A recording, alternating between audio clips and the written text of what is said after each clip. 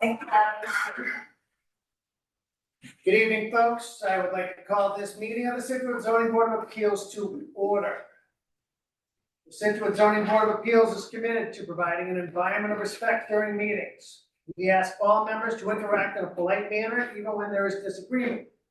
We value the participation of our community and want all participants, including marginalized and minoritized communities, to feel welcomed and respected.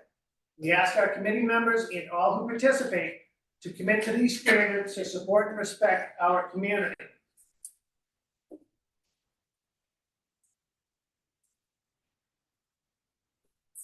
Accept a motion to accept the agenda. Motion to accept the agenda. Second. All in favor? Aye. Our first application and only application to be heard tonight. 210, 214, 218 First Parish Road. First Parish Village LLC seeks a comprehensive permit pursuant to Massachusetts General Laws, Chapter 40B, Section 20 through 23, 760 CMR 56, in the Town of Scituate zoning bylaw in comprehensive permit rules and regulations, and/or any other relief that the Board of Appeals may grant, to allow for the construction and use of 24 dwelling units, of which 25% will be restricted to low and moderate income households, for the development of affordable housing at the properties known and numbered as 210, 214, 218 First Parish Road, Scituate, Mass. Assessors parcels as noted. Good evening, folks. My name is Chris Karsha. I'm the chair of the Board of Appeals. I'll have the board introduce themselves. We'll start down here. Good evening, ladies and gentlemen. My name is Matthew Chan. Good evening, Justin Marks. Gregory Fleming. Heath Foley. The Scituate Zoning Board of Appeals is a three-member board, with the voting members being myself, Greg, and Justin, and our two alternates, Heath and Matt, who are fully participating members. They just don't vote in any absence. They're able to vote in our place. Online, we have our town council, Brian Bertram, and I don't see Ethan, so Brian is there. In the room, we have our retiring building commissioner, Bob Vogel, and our new building commissioner in the back, Clark Brewer. Tonight, we're going to be hearing from the applicant on their application for a 40B development. I'm sure everybody in here knows why we're here. We're going to conduct ourselves in a polite and professional manner. We're going to pay attention to the board's direction about who's going to speak and when. We're going to avoid any back and forth between the development team and the public. All comments should be directed towards the board, and the board will be the intermediary. And we're going to avoid any back and forth between the board and the public. We're not here to argue. Ask a question, we'll answer it the best we can.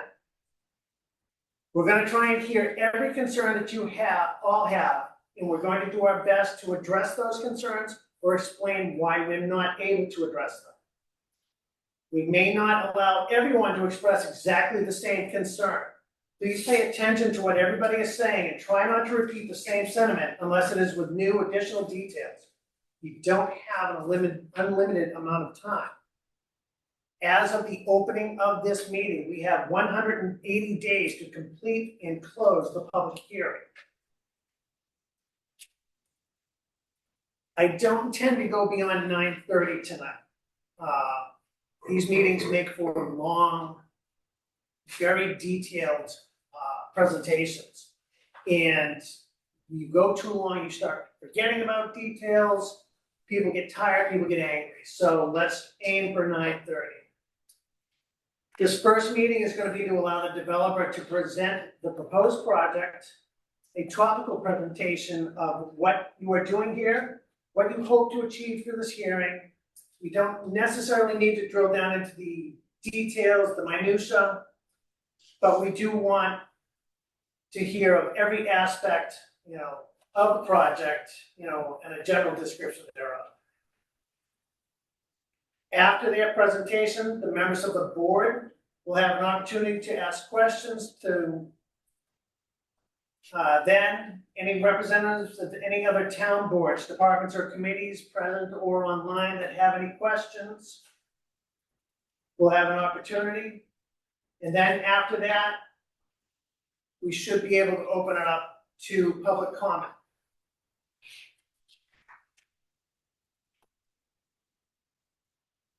(40B) project starts with a project eligibility site approval phase with the subsidizing agency, Mass Housing. And they give the town time for comment in that application period. The town receives a project eligibility letter and it notes the municipal comments, some community comments and concerns, and the Mass Housing determination and recommendations. Some of the highlights from the letter of eligibility that the town received in August of 21st of 2024. Of the municipal comments, the municipality expressed concerns about the sufficiency of existing water supply. Concerns about the design to ensure the maximum level of emergency access and fire protection. Concerns about traffic. Concerns about drainage and stormwater management. In the creation of or preservation of any open space or passive recreational facilities for future residents' use.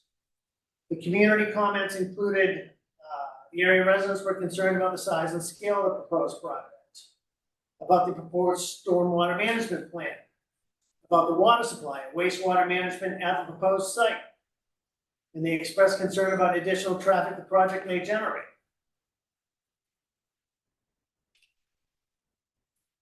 Mass Housing commented the development of the site will require compliance with all state and federal environmental laws. Applicants should expect that the municipality will require evidence of such compliance prior to the issuance of building permits. To the extent feasible, the applicant should engage with the municipality to discuss the project's ability to meet local wastewater standards. The applicant should be prepared to provide sufficient data to assess potential traffic impacts.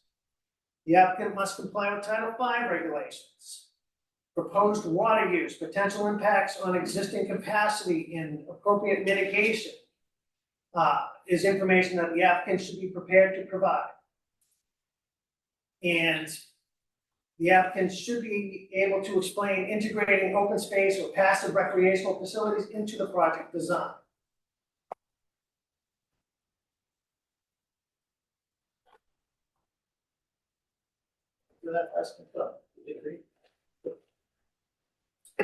At this point, I would like to invite the applicant to introduce themselves and present your project with the details that I described. Thank you, Mr. Chairman, and all members of the Scituate Zoning Board of Appeals. My name is Michael O'Shaughnessy. I'm an attorney with an office in Middleborough, Mass. With me tonight is Bob Rigo. He's a professional engineer with Riverhawk Environmental. I'd just like to address a couple of the jurisdictional matters in this case. To have a project before the board for a comprehensive permit, there's 3 jurisdictional requirements that we're required to meet.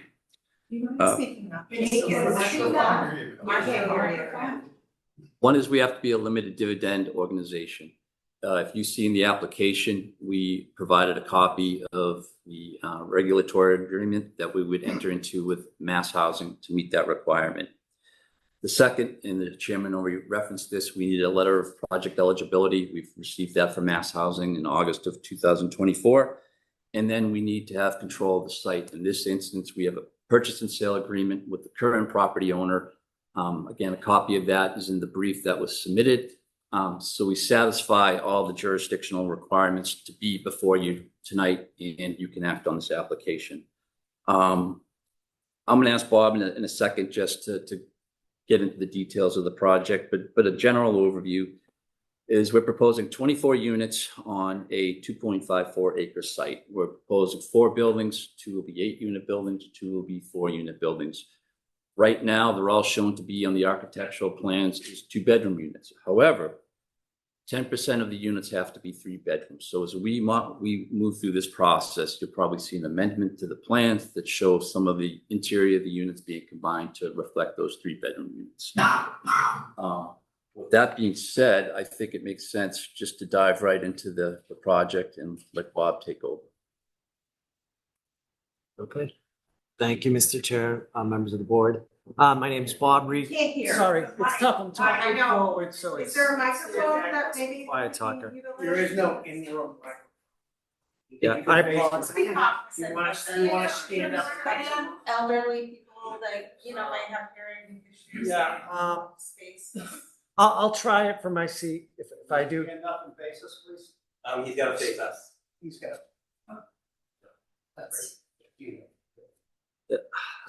I'll do my best to speak up. If you can't hear me, please, I'll try and talk. I'm not a loud talker to start with. For the record, I'm Bob Rigo with Riverhawk Environmental. I'm the civil engineer for the project. I'm just going to go through a kind of an overview of the project. If you could put the plans up on the Trying to get them up. board, that'd be great. I'll just start while we're waiting. As discussed, we're proposing construction of a 24-unit condominium development on the northerly side of First Parish Road. It's 4 residential buildings on approximately 2.54 acres of land. It's comprised of 3 parcels, 210, 214, and 218 First Parish Road. It's currently vacant land, raw land that's wooded. It's been, there's some abandoned materials and dumping and debris that's occurred on the site. Portions of the site are overgrown with invasive vegetation. And there's a wetland resource, boring vegetated wetland located on the northerly rear portion of the site. That the locations of those wetlands were approved by a superseding order of resource area delineation issued by the Mass DEP. So the location of those wetland lines in terms of the State Wetlands Protection Act are in a sense set in stone. Those locations are confirmed and approved and good for at least the next 2.5 years. The surrounding area, it's existing, set in a residential neighborhood. The surrounding properties are all residential use. The development program, again, it includes 24 condominium units within 4 residential buildings. As discussed, the fronting on First Parish, the wetland resource area over here have been approved. There was some isolated vegetated wetlands in the front portion of the site, which are not jurisdictional under the State Wetlands Protection Act. Those are shown up here. You can move on to the next slide, please. Thank you. We're proposing 4 buildings. The 2 front buildings would house 8 units up here, and then the 2 rear units would have 4 units each, for a total of 24. Again, they'll primarily be 2-bedroom units, but there'll be a mix of 3-bedroom and I believe 1-bedroom units in the final count once we're through this process or into this process. The buildings were placed. An attempt was made to place the buildings with the short access along the frontage to kind of reduce the scale, put the longer access going into the site. There's one central access area or driveway, off First Parish Road. Leads to parking along the front of the building here. There's a total of this access right here is 24 feet wide. The space in between the parking spaces is 28 feet. There's at the end of this, there's a hammerhead turnaround over here. That will provide day-to-day, cars that needed to, that went in, found no parking space, could turn around. And also this would provide for emergency vehicle access. further on in the slides, which we won't move to yet, there's a turning radius or a swept path analysis, which shows which the largest Scituate fire apparatus can move into the site and turn and exit back out of the site. The aisle in between these two, I don't know if I mentioned this, is 28 feet, so there's more than sufficient space to back out and maneuver out of the parking spaces and turn and head out facing forward on First Parish Road. The existing site distance, which is again is shown, is sufficient. That's documented on the other plan, but it's well over the required distance required in both directions to both see from that intersection and for an approaching car to see a vehicle making a maneuver out of the access driveway.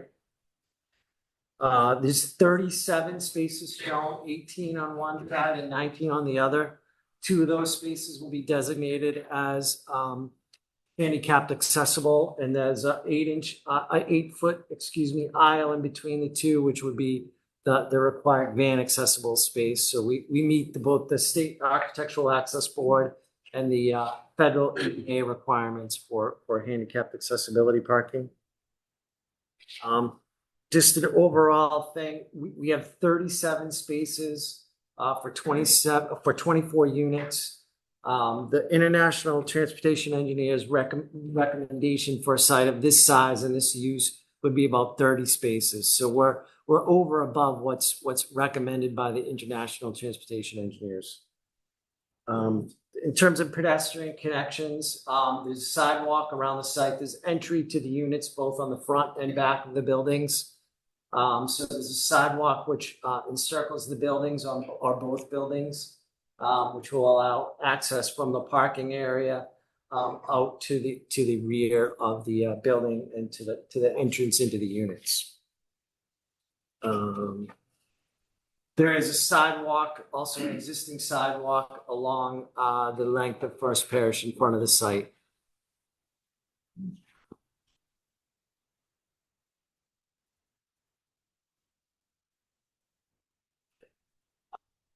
So in terms of the resource areas which was discussed, is the bordering vegetated wetlands, which are located on the northerly part of the site.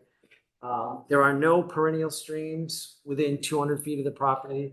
There are no mapped intermittent streams. There's the USGS map, and USGS mapping do not show any intermittent streams on the site. There is a which it's not kind of shown on here, but the northerly part of the site does include a ephemeral stream. It's a ditch that does flow from our site to the southeast. This site is not located in any area of 100-year flood mapping, and for that matter, it's not shown within a 500-year flood mapping. So it's outside of any FEMA floodplain locations. All the development will occur as proposed. If you could go to the next slide, please. So this slide shows the site with site grading and the limits of grading.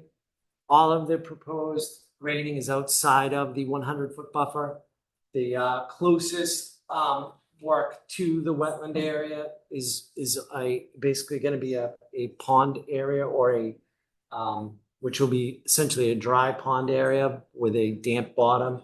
So this area here is the closest impact, which will just be a vegetated bottom and vegetated side slopes. Can you just explain which way the contour lines are going up or down? Yeah. So this here, there's a retaining wall. The site slopes from the roadway elevation down about 2.5 feet down to the back to a retaining wall. And then that drops off about, I believe, 6 feet to a bottom of the basin. And then it comes back up to a 3-foot high berm and then back down to the wetlands. Does that make sense?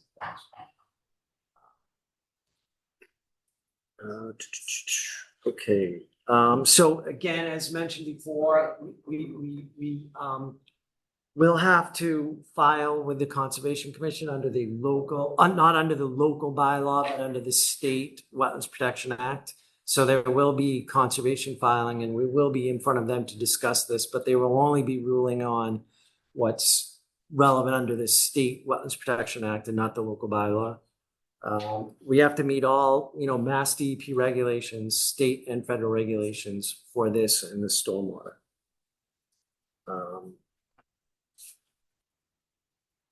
The utilities, which are lightly shown on this plan, are probably difficult to see, but there's an existing water line in the road, which we intend to connect to. I don't believe there's any moratoriums in the town that are prohibiting connection to the line. So I believe it would be afforded the ability to connect into the water system. We're proposing an on-site septic system in this area. There have been a significant number of perk tests done on the site that all are suitable soils for an on-site septic system. I've designed the septic system so it's sized appropriately for both the primary and reserve area to handle the capacity of this system. The complete plans have not been completed, but I know that there's the required area and elevation for the system over here to meet Title V requirements. Again, no Scituate local bylaw requirements, but the 310 CMR 15, the Title V requirements will certainly be met. Okay, in terms of stormwater, which I know is a big issue, the site has been designed. The site has been designed in general to meet the Mass DEP stormwater management standards, which again is a requirement of this project. Overall, we are designed it so we reduce the post-development runoff rates. We're promoting groundwater recharge and protecting the adjacent wetlands. To do that, what we're proposing is the front portion of the site from here, the driveway down to a line here was proposed to be porous pavement. Water that runs onto that or rainwater that falls on that will hopefully run directly right through that. All the sidewalks are proposed to be constructed of permeable concrete pavers. So all the sidewalks will be permeable, and this front section of the site is designed as porous pavement. The rear portion of the site is regular bituminous concrete pavement. That section of pavement will drain to a proprietary water quality treatment unit that then discharges to this basin back here. The runoff from the roof of the buildings will be directed to a subsurface infiltration area, which is underneath that bituminous concrete parking area. And those locations of each of those have been placed so they meet the required setbacks from the wetlands, each other, the septic system, and whatever requirements there are for setbacks to both infiltration areas and this would be considered infiltration, and this is also infiltration. This area back here is not an infiltration measure. It's just merely a storage, hold that water, slow it down so it won't go off the site as quickly.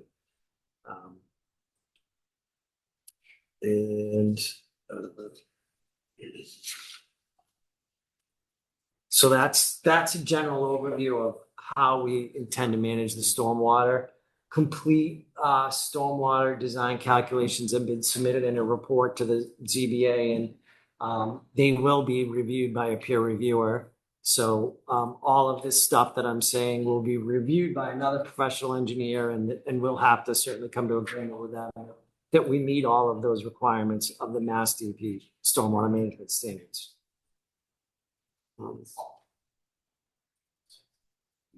So in terms of open space, all the area around here, over the septic would be grassed area. We'll try to maintain as much natural vegetation as possible around. Those areas will be, there's a landscape plan, which I can go over further in the design set. Maybe you could go one further, please. Yeah, so we are proposing to plant, landscaping around the buildings. These are all proposed as red maple trees, just consistent with the type of soils and the hardiness and the think that they'll grow well and provide shade and nice landscaping along for the natural. These are green giant arborvitae, which to screen the abutter over here. And the lighting, which is, you can go to the next plan, I believe, but it's very simplistic. Most of the lighting is concentrated around here. It is not bright lights. There's no big, large pole mounted lights. These are all facade mounted lights with a one pole or 6 poles total up front here. And this is just low bollard, low lighting, LED lighting for people walking across. There's zero spillover to any of the abutters with that lighting. And it's all, night sky compliant, no uplighting.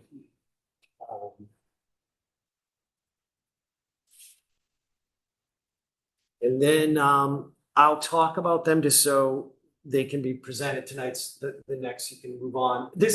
I'll stop here and just discuss it. This is the swept path analysis for the largest Scituate fire apparatus. So I got that information from the fire chief and put it into modeling software. And you can see, you can pull into the site, navigate back out and get out without any, it misses all the parking spaces and it can get in and out of the exit appropriately. This shows the site distance, 425 feet in that direction. If a car sitting here can see 425 feet in that direction, which is well above what would be required for a road with a speed limit. And that'll be better documented in the traffic report. Again, in this direction, it's greater than 500 feet. So both directions have more than adequate site distance at the entrance. And then maybe go to the next one, please. Thank you. This is the larger buildings, 8-unit building. As you can see, it's colonial architecture, fits in with the surroundings. Many new houses built in Scituate are going to look similar to this. This is the long dimension. So this is the dimension that goes into the site. And maybe you can go to the next one. And this is the front side or the site, the side of the site that faces First Parish Road. So it's a smaller scale on the front there. And that's just the side facing the wetlands. And then maybe the next one, we can just show what the 4-unit building will look like. That's a layout, which is, again, it's subject to change. That shows all 2-bedroom units.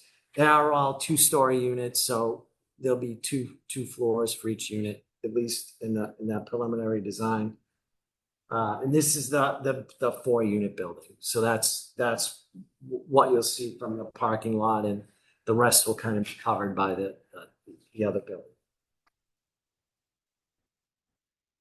And that's kind of the general overview, I believe. That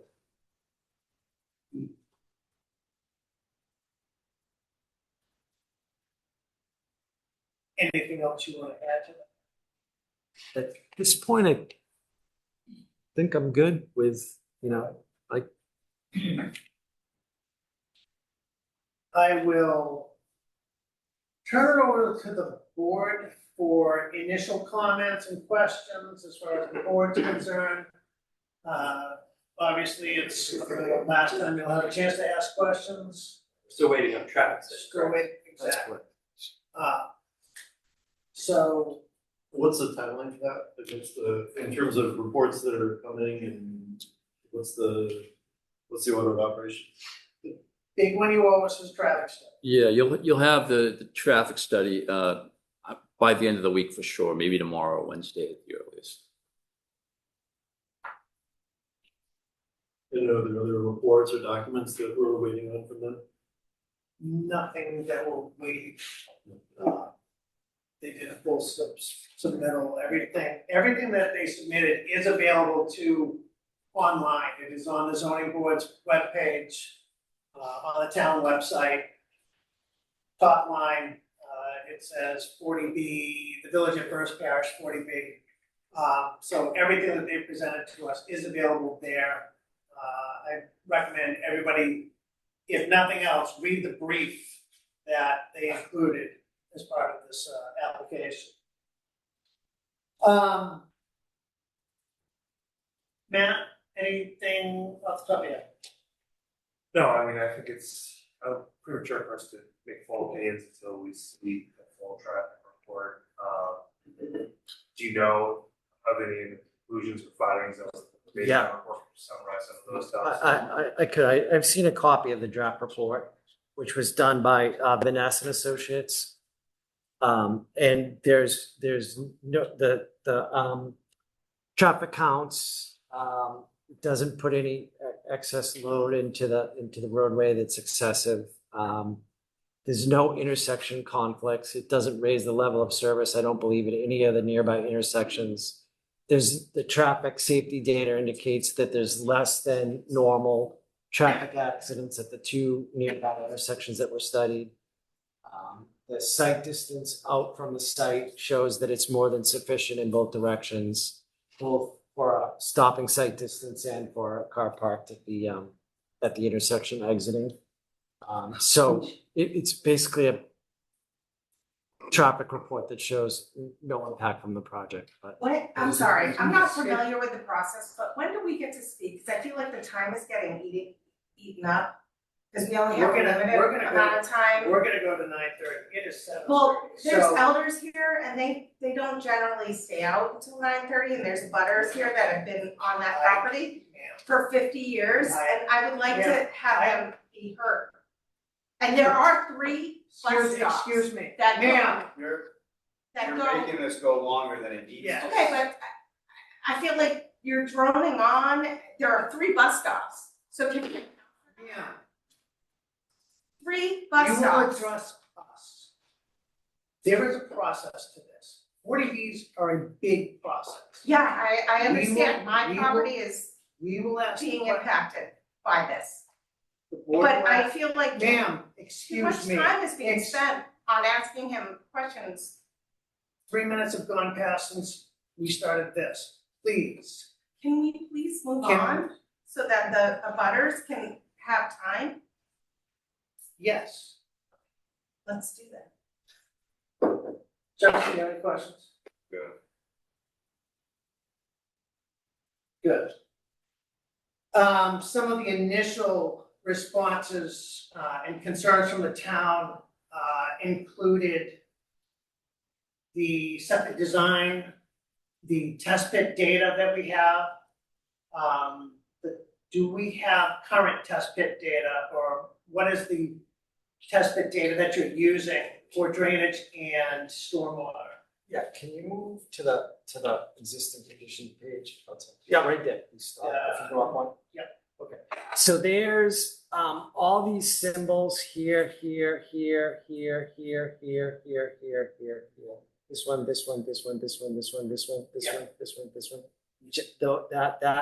There is a significant amount of test pit data. All those test pits that are shown on the plan are valid test pits for Title V.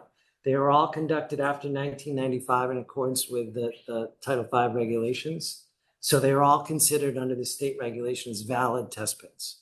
So we have way more than typical test pit data for any site, more than I've done on any other site I've ever done. They all show perk tests that are suitable for on-site septic. They all show suitable soils for on-site infiltration. So I believe we have way more than enough valid perk tests and soil evaluations. I think the town would like to see more update. I know I've heard the dating on these test pits, and I know we want to see more current data. Sorry. You know, that would be one of the big concerns, and that's stormwater and septic, and all the test pit data that goes, with those things. I know anecdotally, one of the abutters, is a former contractor who's done test pits in it, the place has never passed. And anecdotally, Yeah, you shouldn't make that statement, Okay. never passed, because it's always passed. It's always passed. so again, we would like to see current test pit data.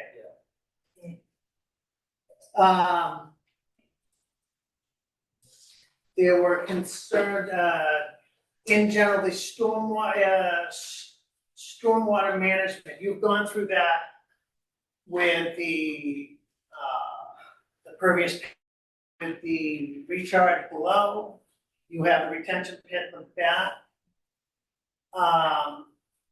Concerns were brought up about the pervious pavement over your recharge pit, and the maintenance required for that type of system.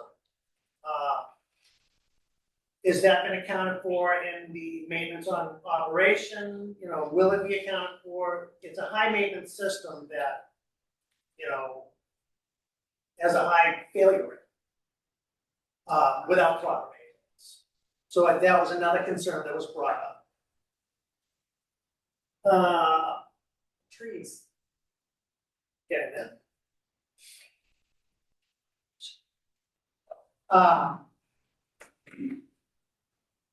You know, along with the stormwater calculations, Atlas 14 is the rain data that's used commonly. Scituate uses the Atlas 14 plus standard. Is it, you know, can you show calculations that you need Atlas 14 plus? Can you utilize that data as part of your calculations and design? There was some, I'm just going down the list of, as we spoke through it, there's some light wash over in the back corner. It was small, but there was some notice, so you don't have to go to it. Okay. As far as setbacks go and the site layout in general, you requested a waiver from the rear lot line. In discussions, the shape of the lot doesn't present a rear lot line. So that setback that we're looking at is more of a side setback. So that may become a wash.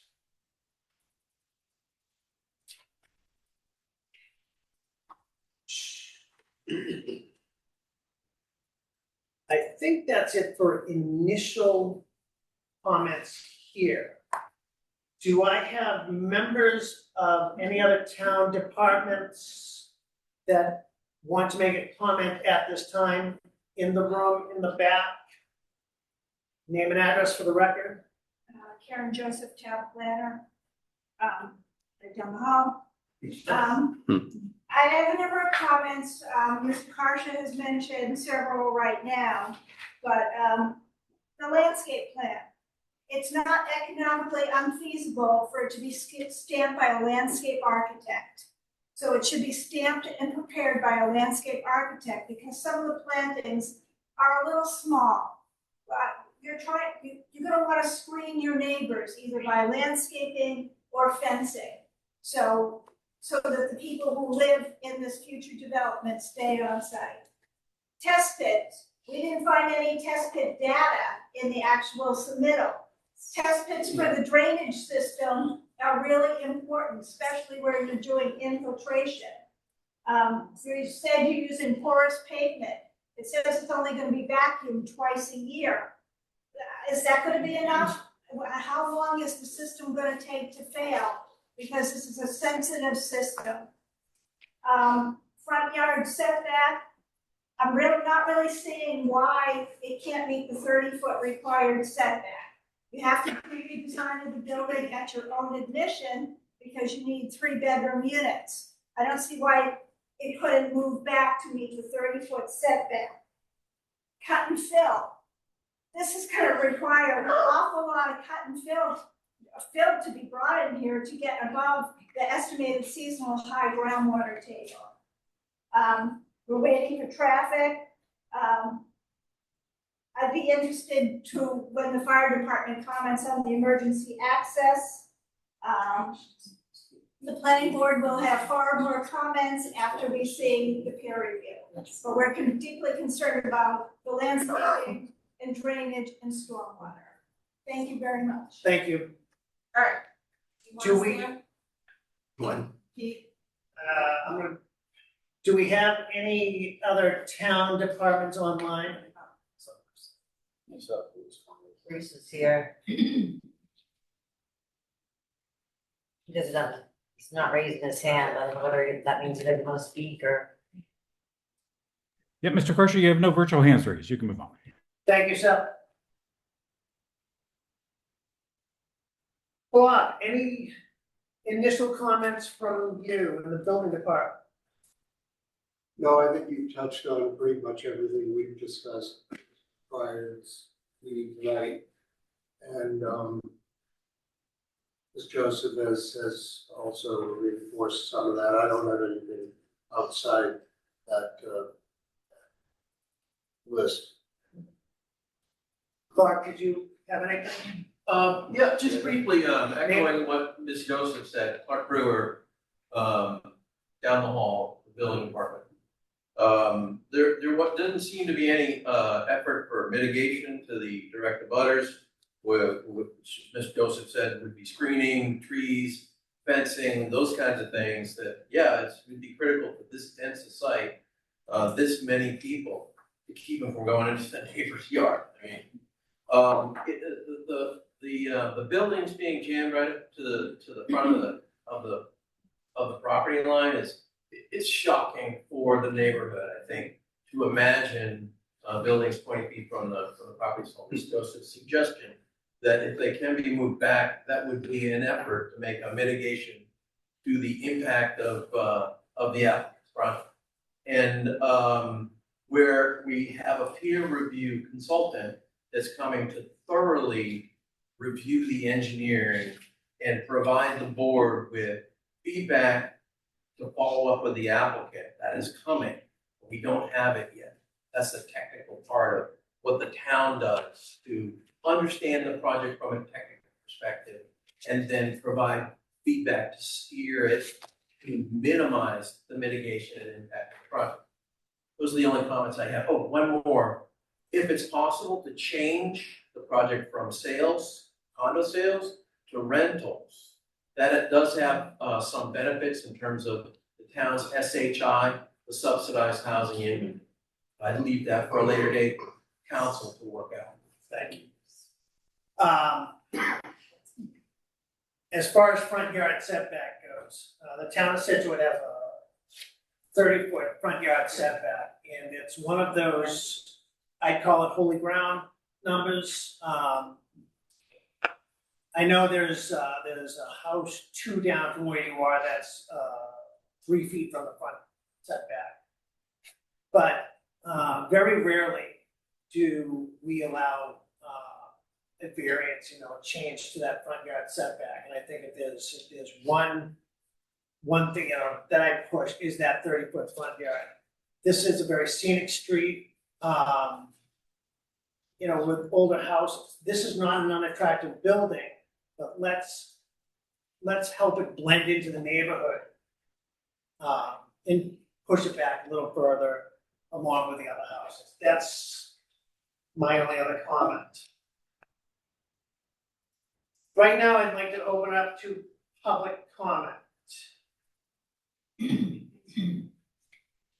Please keep your comments succinct. Please listen to what everybody else is saying, so we don't repeat. Thanks, Chris. Hang on. Yeah, Wait a second. When I call on you, stand up, state your name and address for the record. We have to get this in writing for our minutes. Again, please try not to be repetitive. We all have a lot of the same concerns. If you have something more to add, happy to address it. If I hear the same thing going on, I may stop you. With that, do I have any public comments? Over here, name and address for the record. Hi, I'm Kathleen Gardner at 222 First Parish Road. This is overwhelming, I'm not gonna lie. lot of concerns, mostly about traffic and the setbacks for the septic, which abuts my property. Also, that left corner of that last building there is really close. And there's a stone wall, existing stone wall there.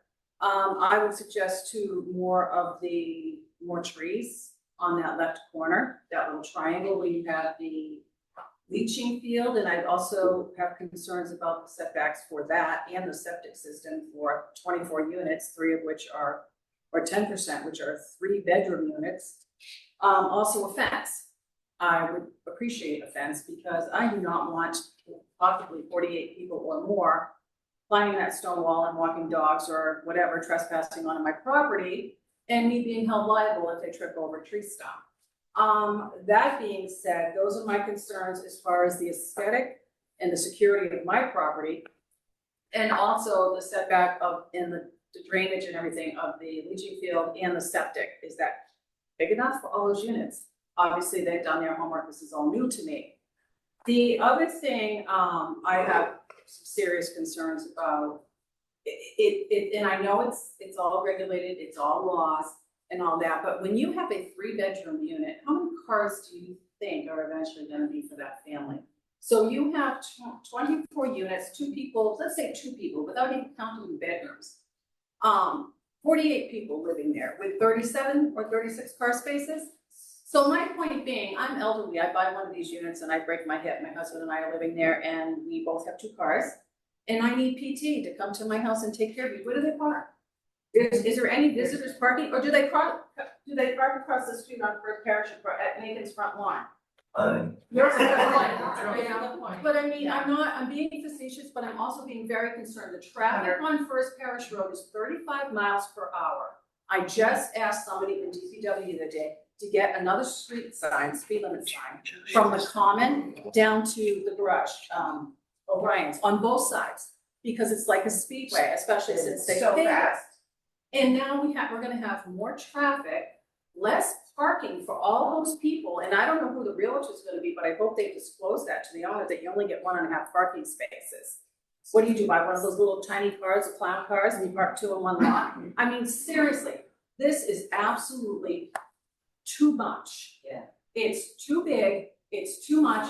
Even if you were selling us like without those 2 N units, it would still be a lot, but those 2 N units is a lot. It's near the wetlands in the back, and I know you've done all your homework, and I know you've got all your ducks in a row, so no pun intended, but I mean, it is, and I can't tell you the lot of Fishers we have, it's just, it makes me sick, Deer, fox, we have a fox family out back.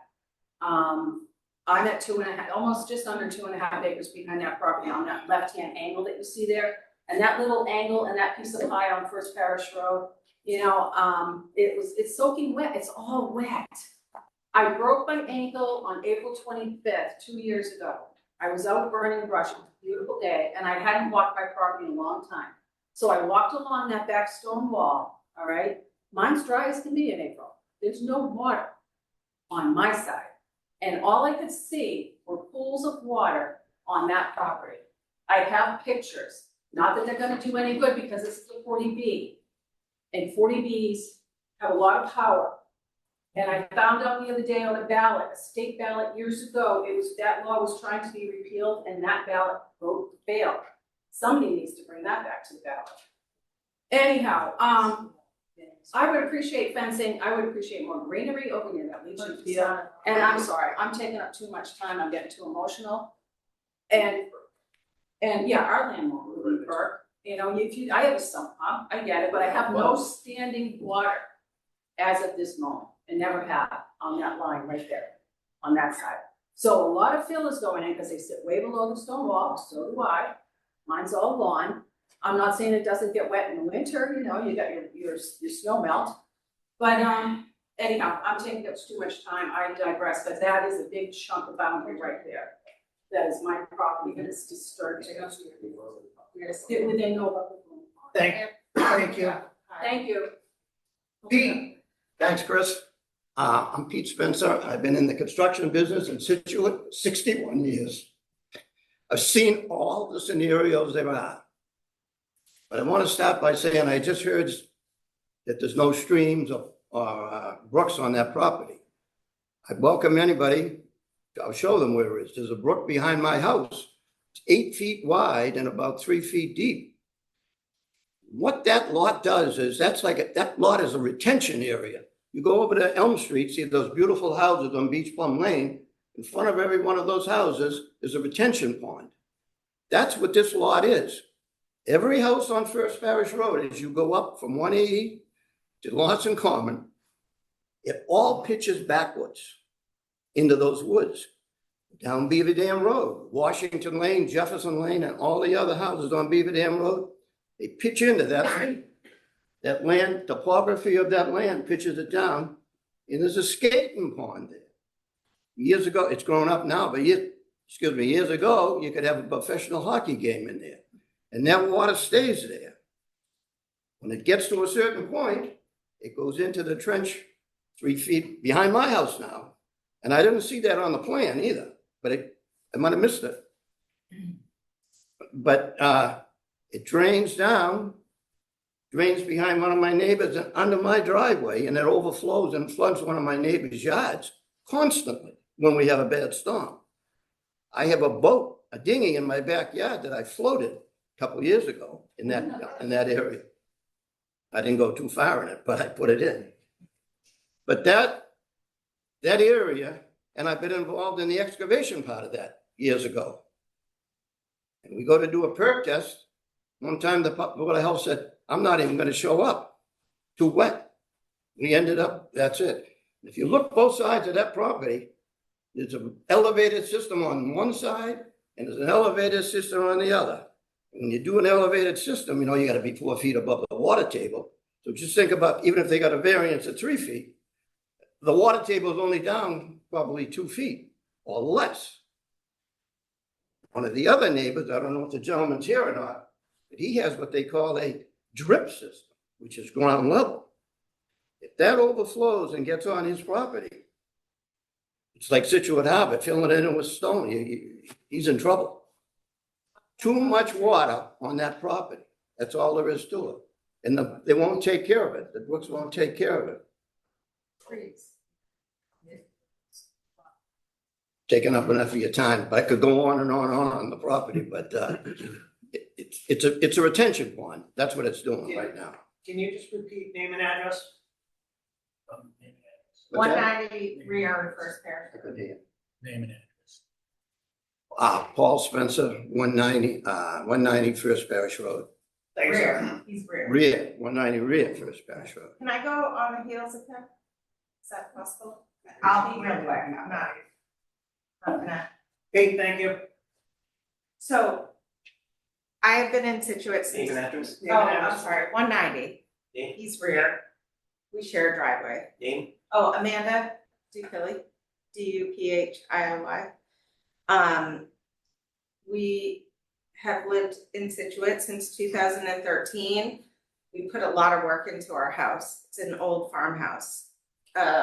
Probably lots of people know the Hayes. It was their house before, and these are like grandparents to my children.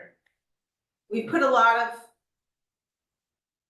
focus on our house to rebuild it, take it, because Pete and we talk every day. I know those wetlands from him and his stories, and those trees, if you cut them down, there's nothing to absorb that water. That water will funnel, because we're on a slope. It will funnel. I have a creek going through my property and John's property, directly through our property. And when it rains too hard, our lawns are drenched. I worry about taking those trees down, hundreds of trees. That's what's gonna happen. There's nothing to absorb the water anymore. It's wetlands. No one should build on wetlands. Like, this is insane that this is even an option.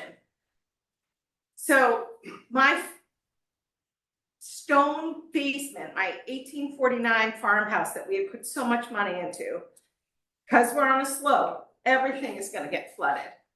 It's just a natural, fact. It's just gonna happen. So I implore you guys to, I know you don't have much control because the state controls the 40B. It's all a money power, it's a money grab. That's what I feel like's happening. It's like, there are bus stops all along First Parish. There are cars racing up and down First Parish. I have to grab my kid by his backpack when the bus comes because he's almost got hit, by cars that don't stop for the bus. So like, I am nervous about the traffic. I like your point about like, okay, so these are the amount of spots that are gonna be allotted, but then you have extra people, you have family coming over, where are they gonna park? There's no parking on First Parish. Like, where's all these cars gonna go? I mean, this is just insane. It should never be happening. That's my time. I'm sorry, I'm not shut. I'm sorry. Is there any hands online? I don't Mr. want. Carson, you do have a hand raised online. Are you ready for the online? Yes? We'll take it online. Yes, thank you, sir. Fantastic. Mr. Jacobson, you should be able to unmute, just your name, address, and go over with your comment. Thank you so much. Kenneth Jacobson. I live at 169 First Parish Road. Good evening, Chair and members of the board. I'm in a butter. I am respectfully but firmly opposed to this application. Briefly, let me tell you who I am. Professionally, I run capital markets for a residential real estate lender. My career is spent underwriting and pricing residential real estate risk. Personally, my wife and I welcomed our first child, their daughter named Lily, 1 week ago today. We chose First Parish Road deliberately for its historic tree-lined residential character. That character is not incidental to us. I want to be clear about something. I'm not here to argue against housing broadly. I'm here because this specific project at this specific density on this specific site is incomplete, and it asks the town to give up the very protections that exist to keep neighbors like me and my family safe. My concerns are about water safety and process. First, the stormwater and flooding that everybody's referencing. My home also sits down gradient on this road. It was built in 1890. It sits on a stone and mortar foundation, and it already requires active water management in the basement. The project proposes to convert a wooded 2.5-acre site into more than 33,000 square feet of new rooftop and pavement. There is a stormwater report in the record, but it was prepared by the applicant's own engineer. It documents only the state standards, and it does so by leaning on the most favorable assumptions to it. It models the site's soil as the better draining of the two categories the soil survey assigns to them. Its estimate of the seasonal high groundwater rests on a single test pit. I believe that's test pit 3. It sets the infiltration system just 2 feet above that groundwater, and then it predicts the water table will mound up 1 7/10 of a foot directly beneath it, leaving only inches of margin before the system stops draining. And much of the design relies on porous pavement, which loses its function as it clogs. If any of those assumptions are even slightly off, or if that pavement is not perfectly maintained, the system surcharges and the runoff goes over land. On this road, that water comes downhill toward my home, toward my neighbors, and toward the wetland the project itself depends on. And please note what the report does not do. It does not satisfy the town's own local stormwater bylaw, which the applicant is separately asking you to waive in its entirety, including Scituate's performance standards, Scituate's as-built inspection rights, and its maintenance bond. I ask you to keep these local protections in place as conditions of any approval. Second is traffic. The application repeatedly refers to a traffic study that is obviously not in the application. On top of that, the applicant asks to provide only about 37 parking spaces, roughly 25% below the town's own 1 space per bedroom standard, on the theory that residents will rely on rideshare and commuter rail station that is nearly 2 miles away. Underparked projects pushes cars into the street on narrow historic road with a corner lot like mine that is genuine safety concern. I'm asking to require the actual traffic study independently reviewed and hold the applicant to the town's parking standard. Third, process and completeness. This is the heart of it. The traffic study is missing. The stormwater report that is in the record is the applicant's own, has not been reviewed by an independent engineer yet, and addresses only state standards while the applicant asks you to waive the town's local stormwater bylaw outright. The applicant is asked to withhold its pro forma, even though the developer's own numbers, as reviewed by Mass Housing, project a profit margin of over 25%, above the 20% legal cap for this kind of project. The applicant asks to waive the town's design review and site plan review entirely. The board and the abutters are being asked to react to a moving target on an incomplete filing. I respectfully ask that you keep this hearing open and require a complete application before the burden shifts in the applicant's favor. I'll close where I started. We chose this road and this home for what it is. We just brought our daughter home to it. I'm not asking this board to reject housing. I'm asking to do exactly what the law empowers it to do, protect the health, the safety, and the environment of the people who already live here, and refuse to waive those protections on the strength of an incomplete application.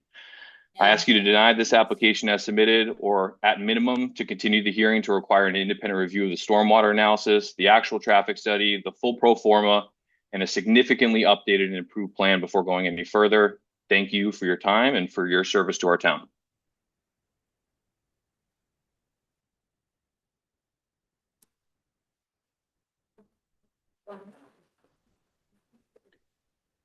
And Mr. Karsh, if you do want to stick with virtual hands, you have 2 other hands raised. You tell me. Give me a second, just to briefly respond to that. The strength of 40B or the weakness, depending on who you're talking to, is the fact that they do get to abide by state stormwater and state Title V rules. And the town regulations are able to be bypassed often. That's why we get into this kind of, situation.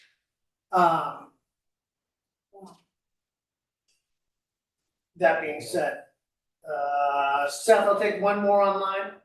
Yep, Ms. Sarucci, if I'm saying that right, you should be able to unmute just your name, address, and go ahead with your comment.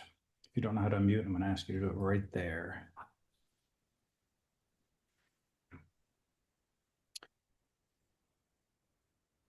All right, I'll tell you what, we'll go. Am I unmuted? Yep, yes? you are. You're good to go. Just name, All right. address, and your comment, please. Thank you. Okay, sure. Yes, this is Kathleen Cerruti, 65 Brook Street in Scituate. So I've lived along the Scituate Brook for over 30 years. And I've watched the degradation of the brook, water quality, wildlife. And, and meaning that, I don't see any frogs anymore. I don't see any muskrats. Notice discoloration of the water. So, and I'm also familiar with the Gulf River Estuary project that's going on between Cohasset and Scituate, focused on water quality. The Woods Hole group is focused on that as consultants. And I'm wondering, basically a question, is there any concern that this development will affect the water quality of the Scituate Brook? I know that there's been some initial looking into possibly analyzing the water quality and getting some consultants to take a good look at the brook. And my question is there any concern about that with this development? Seems like there should be.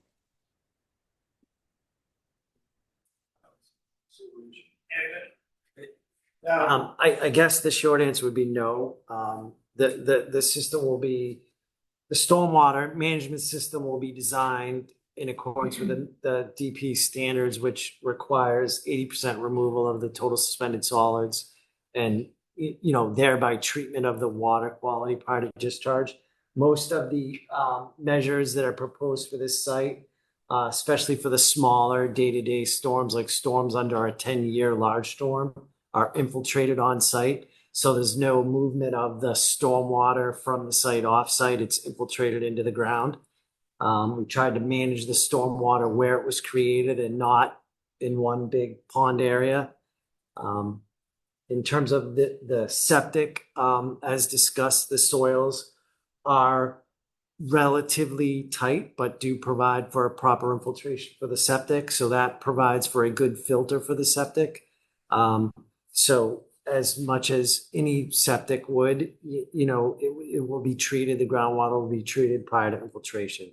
So I'm not sure the proximity of the brook to the site, but I would not expect any offsite impacts from this to any offsite receiving waters or surface waters. Well, Chris, I just wanted to respond to the speaker previous. Yes. This one, and make sure that you understand, this is the first of several hearings. Yes. The town's in the process of retaining an outside engineering firm to work on the town's behalf and evaluating the design criteria that have been used here. and the design itself. I'll be reporting back to the board. I'll be present at subsequent hearings to answer questions from the audience. And, that's an integral part of the process and probably one of the more important aspects of how this is managed. So by the end of this week, there will be an engineering firm working essentially for the town to evaluate this proposal. Thank you.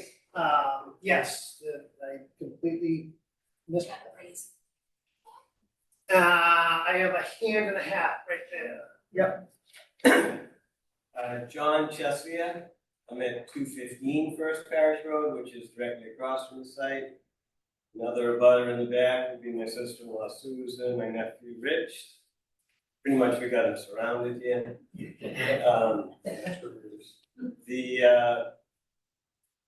I just want to go through a few things. I do appreciate that they gave the narrow end to the road rather than the wide end. I think that's a good thing. I think there's probably 8 extra units at a minimum on this lot. And I think since they already got extra profit, I would expect that it would be difficult to demonstrate a financial hardship when you're already making more money than you're supposed to. The other thing is the local regulations are only waived if the board chooses to waive them based on a financial hardship, which they don't have. I'm concerned because my house actually is early 1700s. That house has been in the family since 1918 or 19 after World War I. I grew up there.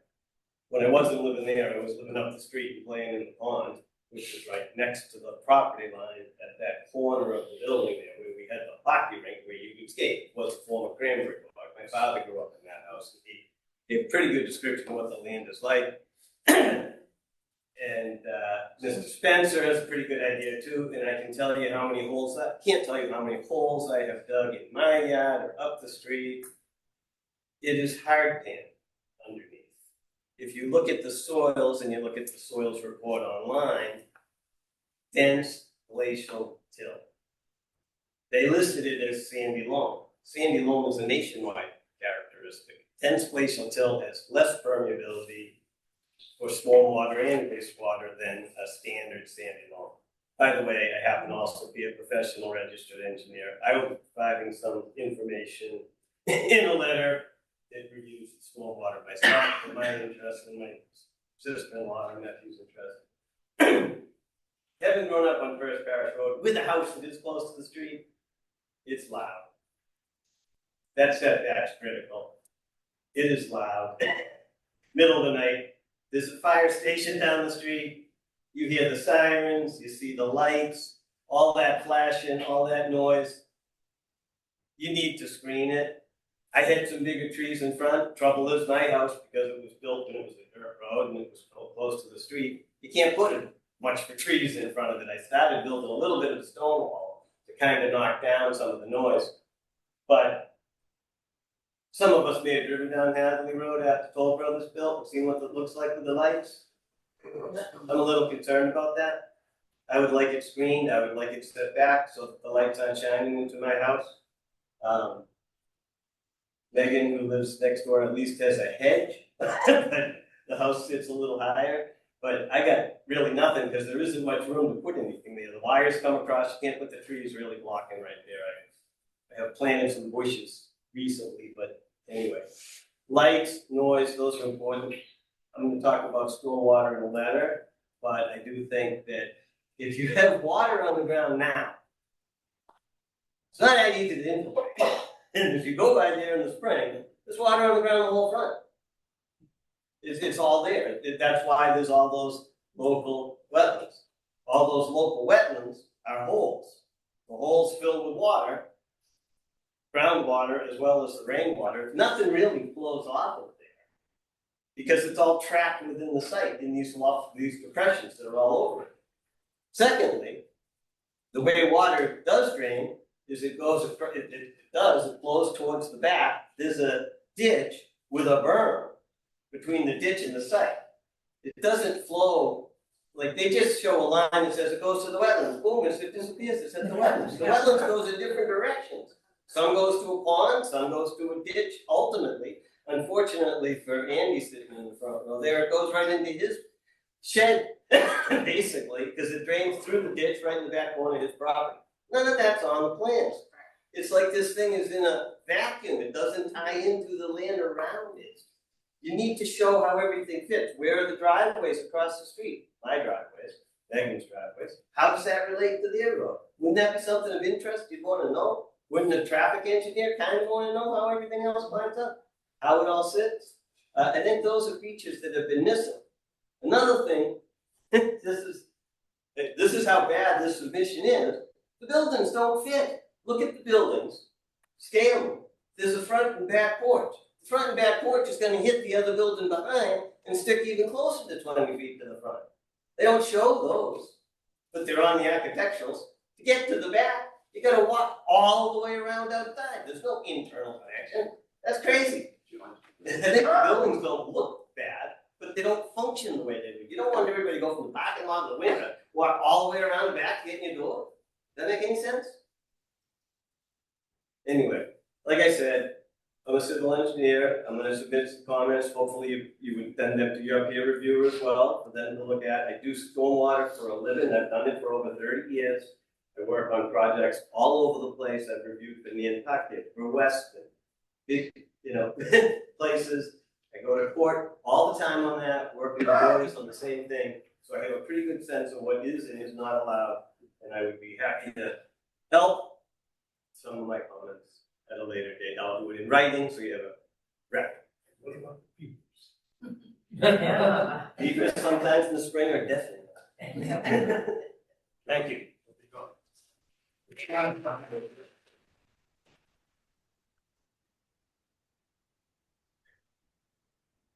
Mr. Carson, you do have a hand raised virtually. Would you like to take one? I'll take it, yes, I'll take it virtual. Great. Ms. Ryan, you should be able to unmute just your name, address, and go to your comment. Thank you.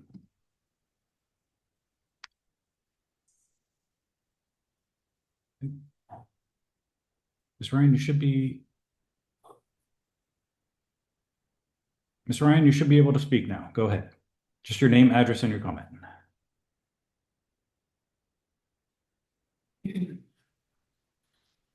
Ms. Ryan, can you hear me?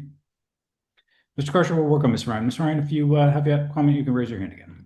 We'll go to, yes.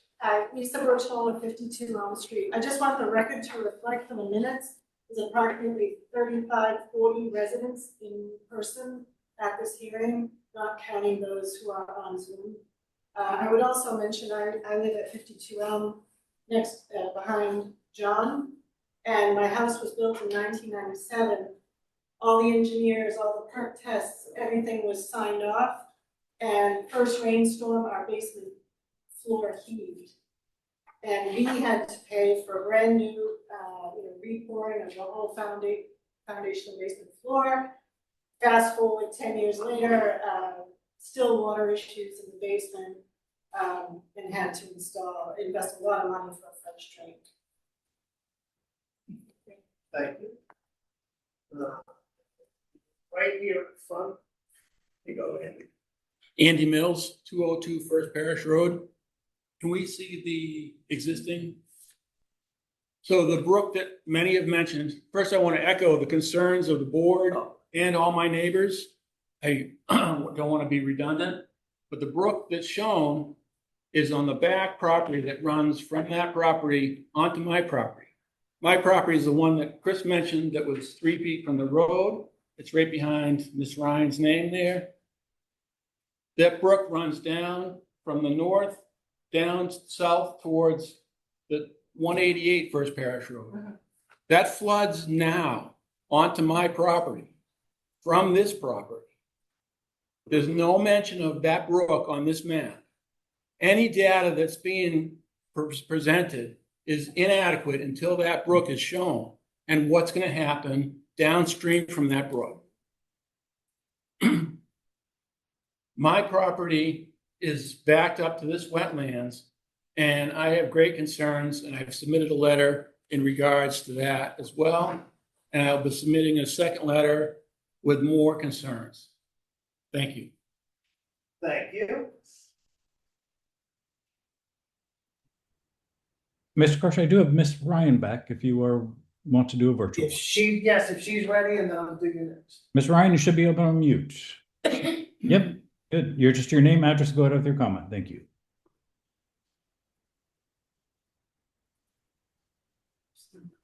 So, Mr. Karsh, I think Miss Ryan has a little issue with her microphone. It could be that. Mr. Ryan, you want to look at that? And if you want, you can raise your hand again. all right, we'll stay in the room. Hi, my name is Mark Joyce. I'm on 19 Beach Street Farm Road. So a couple of observations. So first of all, one of my neighbors notified me of this meeting, so I didn't get any news in bother. So I'm just wondering if there are other people out there that might need to hear this stuff. Maybe everybody did get it. I certainly didn't see one, so I'm just letting you know that. Secondly, I have water issues in my basement now because I think of the development that's gone on Elm Street and some of the other stuff going around. I didn't have that originally in 2004, but I've definitely been experiencing that now. So I certainly think that this is going to really cause issues because, again, there's no place for this water to go. And I walk my dog there for the past 2 decades, 2 different dogs. I always see water in there, especially in the spring. So I'm really concerned about that. And then I'm wondering, as a town, we seem to have gone out of our way to help make affordable housing, and I'm all for that. I grew up in the city. But have we not gotten to the point where we've kind of met our B40 requirements from Greenbush and other areas around here? And then I guess the question is, are those requirements even reasonable? Is that something we should be trying to obtain? And just in response to that, I know our number is 6.8, I think as I read. And it's a town, or it's a state desire to have 10% of all housing in each town affordable. So it's a state. It is a state mechanism. It is a state program. Yeah, that's what we're getting closer to. We're at 6.8. Certainly when I look at other surrounding towns and the struggles they go through, pushing out people, I think that at least we've done something to move along that way. And that aside, I think that this is just way too big of a project for that area. The builder that built the cul-de-sac that I live on owned those 2 lots. And he told me that he believed they were unbuildable because of all the water issues there. So I gotta say, I'm floored to think that we're even talking about putting that many people into that condensed area because it's already a very busy traffic area. And what's affordable? So the entire affordable discussion is at the state level. The calculation is 80% of the median area income. And I don't have that number handy, but it's up there. I'm just saying, it may not be a realistic goal. A lot of things we do in Massachusetts is not realistic. Yeah, that's a discussion for above our pay. Patrick can contact your comments. And do we have? I'm not really sure who's behind this. It's making this presentation. Who is the one that's actually selling the property, and who's the one that proposes to buy it, build this development? Are they a community member, or are there anybody from around here? Do we get to find out who that is? It's going to change our life. The deeds are in the online submissions. Yeah. So I don't want to mispronounce the name or but it's online with everything that's submitted. As proposed. Yes. And then town let it go to auction. And it got it auctioned. So, all right. Town should have done better. Have we unraveled our online person? Let us find out, Miss Ryan. Once again, you should be able to unmute. And I can see when you are unmuted, Miss Ryan. Miss Ryan, just your name and address. Thank you for your patience. Helen Ryan, 192 First Parish Road, Scituate.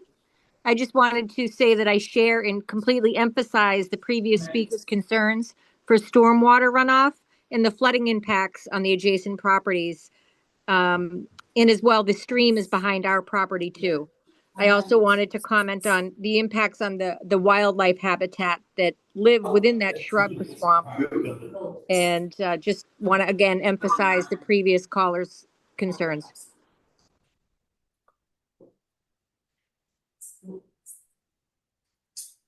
Is that it? That's it. Thank you very much. Thank you. Back to the room, red shirt, yes. I live on Connell, 41 Wood Street. I'm hearing a lot from people that surround this property that they have either existing water problems or they moved to the area, didn't have water problems and now have water problems due to more development. Is there anything within the 40B process whereby the developer is held to some accountability for future catastrophic events that happen to neighboring existing properties that could demonstrate we never had this problem before, this development has now been constructed, and we are now suffering from a myriad of problems, specifically the water drainage issues, which seem to be a serious concern for the surrounding area and changing.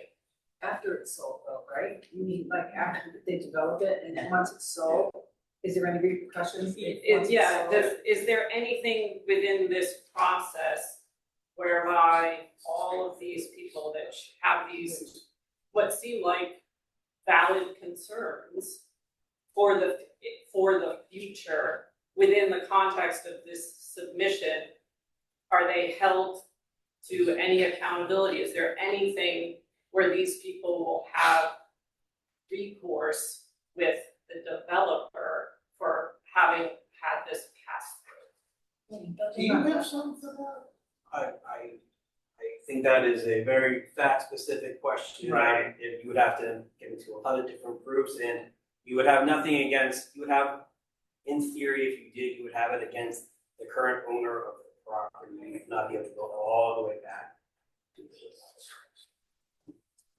that is a, I don't think there's anything in this process where we would. In general, in development, they're required to maintain their stormwater on their property. I know what you're saying, that historically, things have happened where water has run off.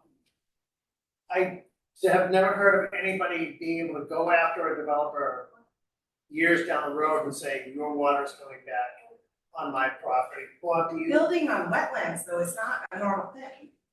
So like, we're talking about something that's like not normal. Correct. So like, this shouldn't even be a thing. Not.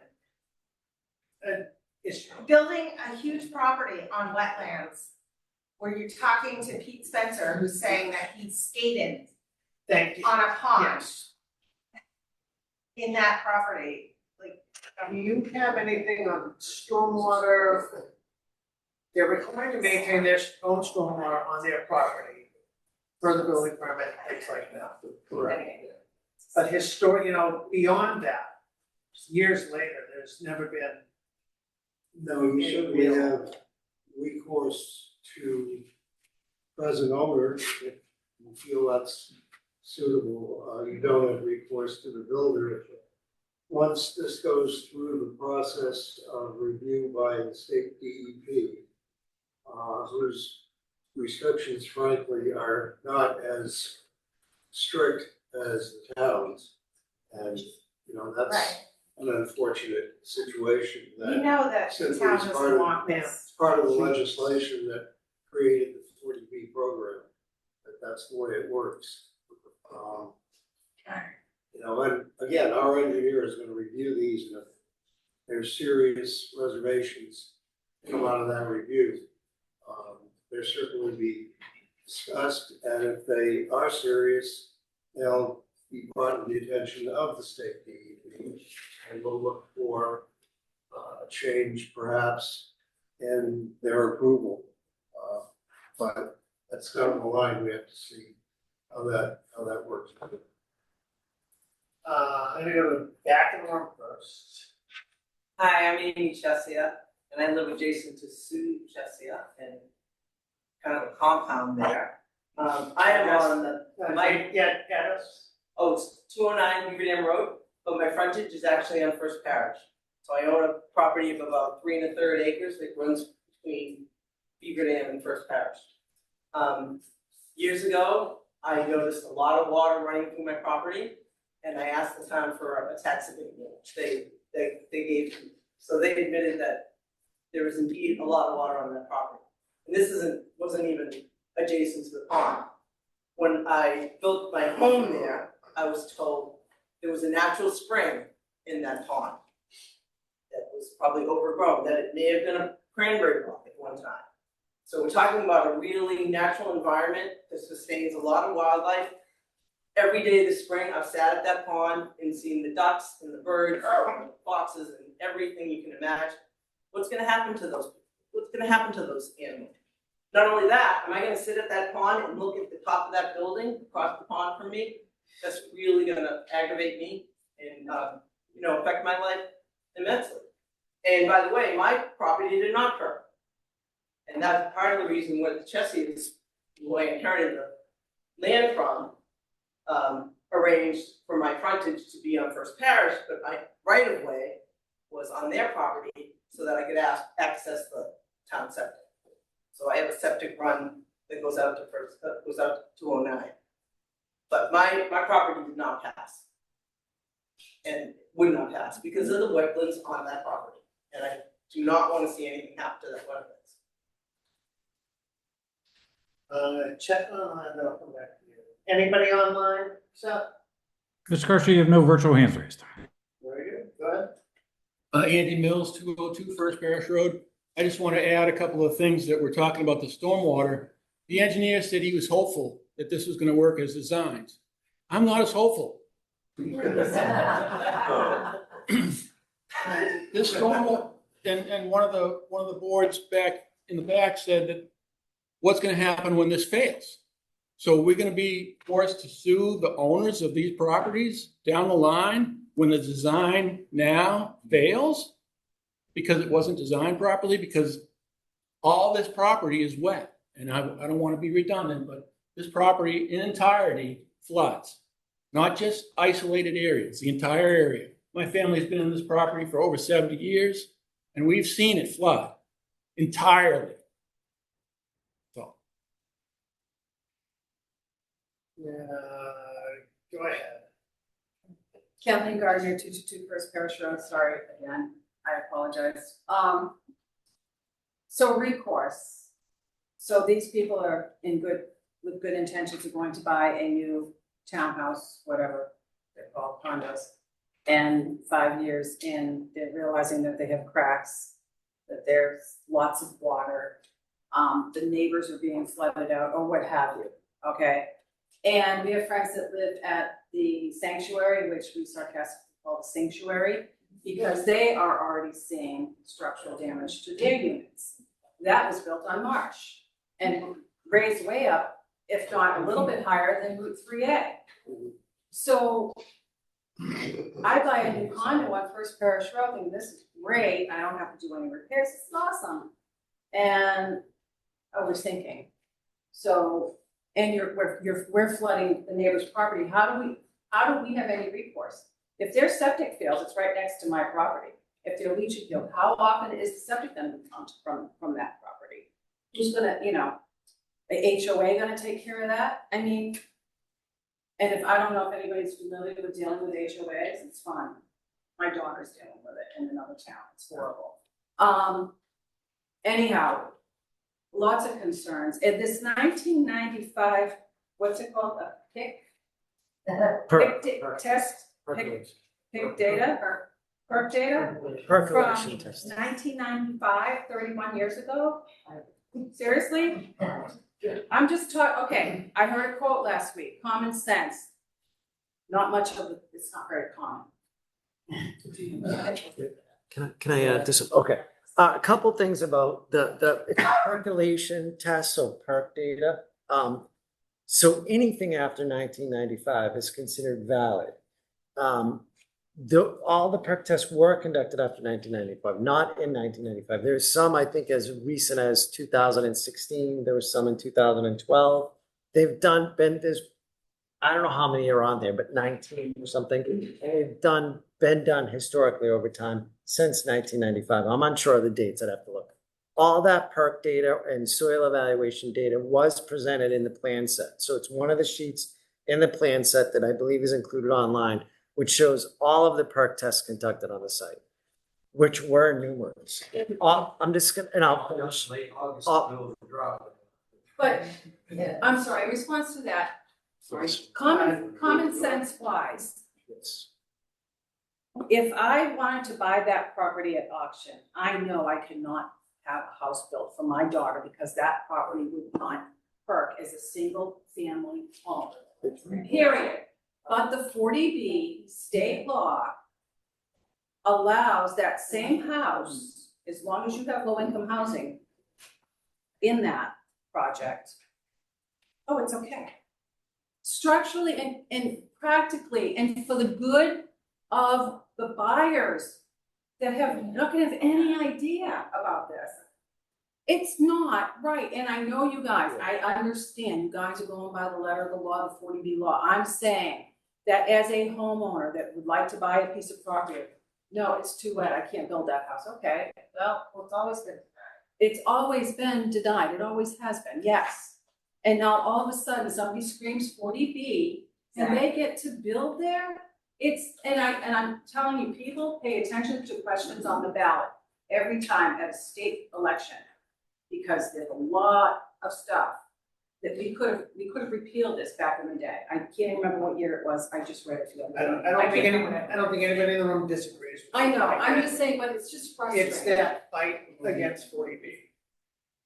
You're correct. It's not about low income, Chris. It's about the wetlands. It's about building on wetlands.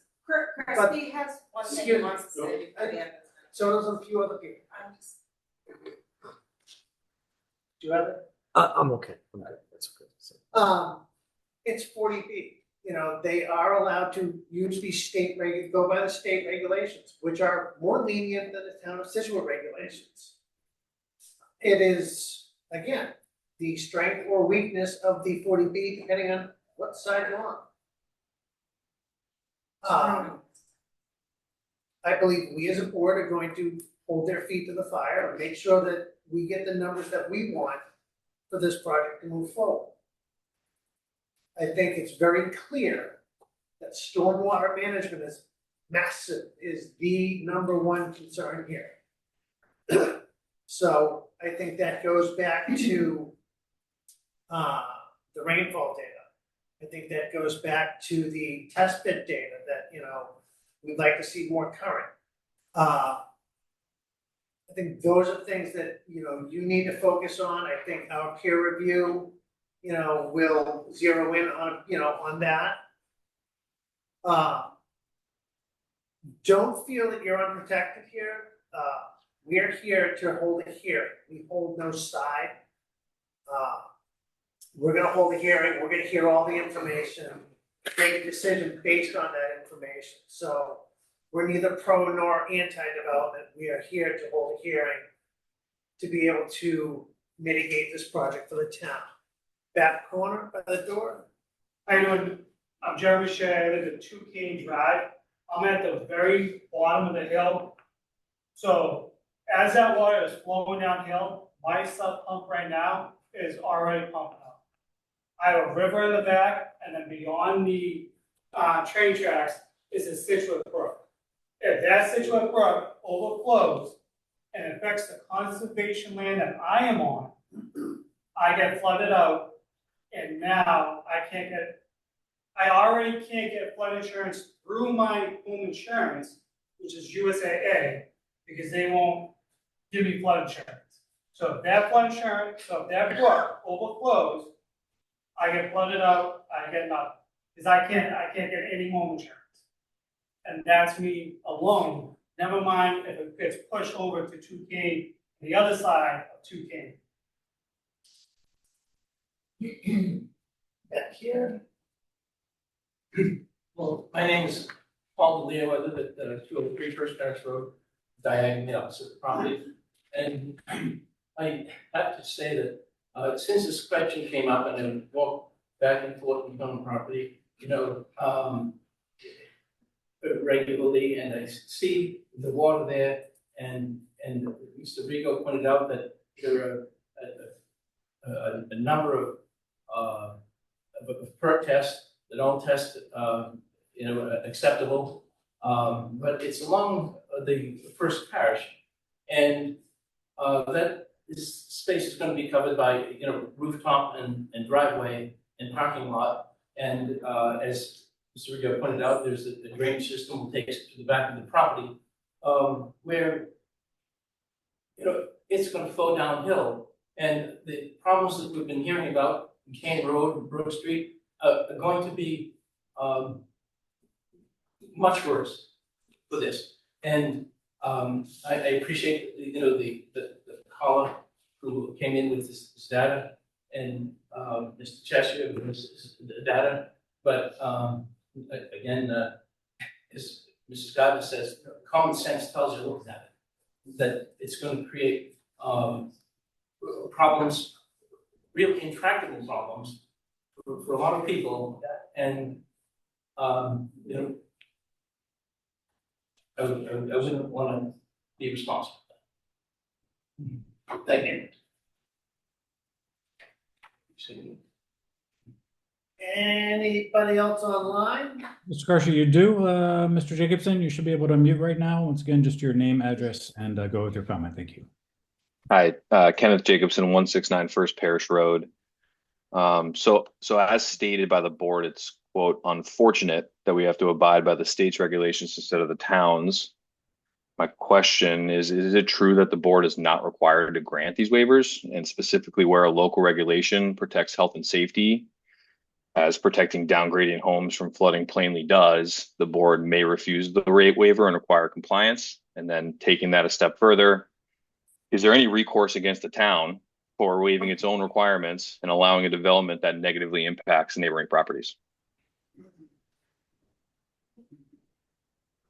So the town is not required to grant any waivers.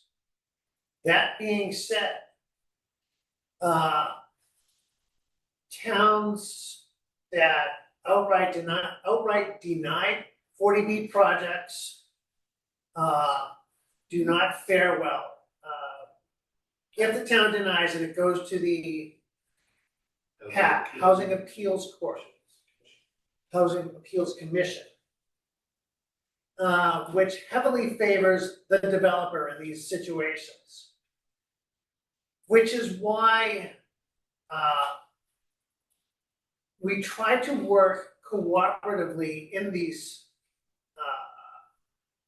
projects to get the best project we can for the town.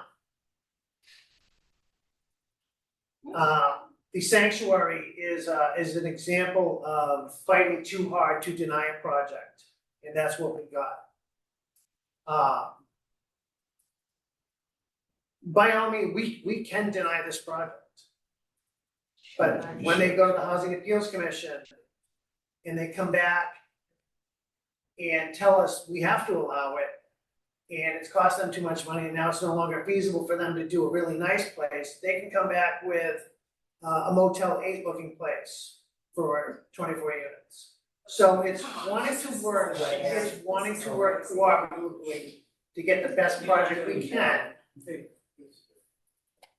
with as tight a regulation that we can to make sure that we get what's right for Scituate. So my house gets ruined because they wanna put a If big you raise your building up. hand, And everything that I've worked for my family gets flooded. And you can deny it, but you won't. I don't understand. I mean, I'm sorry I'm being vocal, but it's very emotional. It's been a 2-year process of having this anxiety of this building being, now it's changed, and like half of it I don't understand, but it is gonna ruin my house. Before, Blue Jacket in the back, did you have a question? Kelly Killeen, 185 First Parish. Given all of the comments that have been given so far, I'll skip a few, but in no specific order. Here, if the applicant can speak to the target market, is it senior, is it family? If it's family, is there usable open space? Where does that exist? It appears as though a third of the site is a wetland area. I suspect that that's not for the children. If it is a family, the parking area itself with the turnaround, Is that access for garbage trucks as well? Where's the snow storage? We're gonna put that. Good question. Can they introduce some landscaping into the parking area? That's one big heat island, as it's shown now. It'd be nice to buffer a line of 19 cars or 18 cars, whatever they have there. The septic size, I'm new to the project, but as I look at the septic, it appears to be over a wetland series. It may be isolated, vegetated wetland, however, it's still a wetland. I think everyone has been speaking to that now. Under our town regs, that certainly wouldn't be allowed. Has any of the town boards commented so far, such as along lines of access throughout the site, around the buildings, whether, NFPA 1, site access, that kind of stuff? It appears that the fronts of some of those units, which is actually the back building, I would think that you would want some emergency vehicle access to that. It appears as though you only have a 5-foot walk. You might want to get an ambulance there, I don't know. Has there been any consideration in the development itself, or are they using the townhouse exemption for handicap units? I don't see anything on there. There's 2 spaces, so you could come in, you could park theoretically and access what? You can't go to your friend's house because you can't get access in. It's not an accessible unit, or it appears that way. Garbage disposal. The distance between the buildings itself, again, we go back to NFP 1, whether it's too close or not. I don't know if they're attached or not, or single building, 2 buildings. Anyways, that was it. Thank you. Thank you. In discussions in the building department, I know at one point we did discuss 521 CMR accessibility. Is there a plan to address that as part of your? I'm guessing we're gonna see a bit of a redesign to include our 3-bedroom units, possible accessible units and things like that.